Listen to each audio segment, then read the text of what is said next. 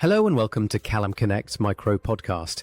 Our guest today is Shelley-Ann Pieterse. Shelley is a former senior consulting leader turned executive alignment coach, helping high-performing women rethink success and build ambition without sacrificing their health or humanity. One habit that's been critical to my success, especially in recent years, is regularly stopping to ask myself something quite simple, which is, how am I actually doing?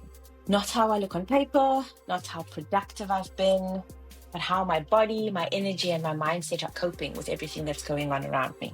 For a long time, I didn't do this at all. I assessed myself just based on outputs. Delivery, performance, results, my KPIs that spoke to my performance assessment. If those were fine, I assumed I was fine. And because I was capable, I could ignore a lot of internal warning signs for a long time. Now, I have a much more intentional check-in system. It's not complicated. I don't track dozens of metrics. I just pause, usually weekly, and I pay attention to a few things. How am I sleeping? How reactive or patient am I at the moment?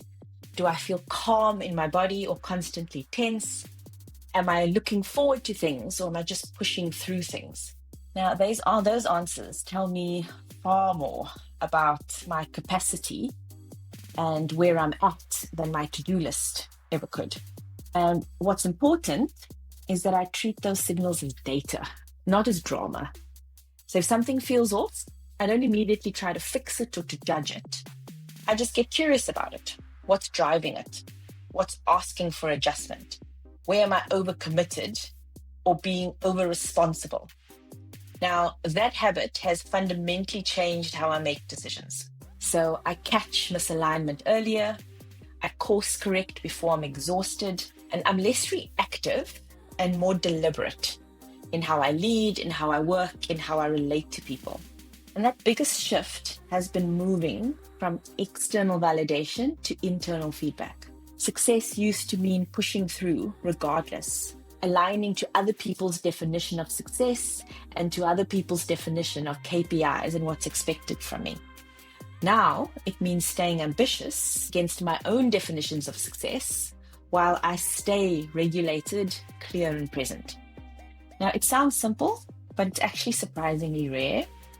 And it's been one of the most powerful systems that I've built in my routines. Because when you listen earlier, you don't need a breakdown to then force a breakthrough. You're consistently making those changes and course corrections on a daily and weekly basis, as opposed to waiting for something to come crashing down.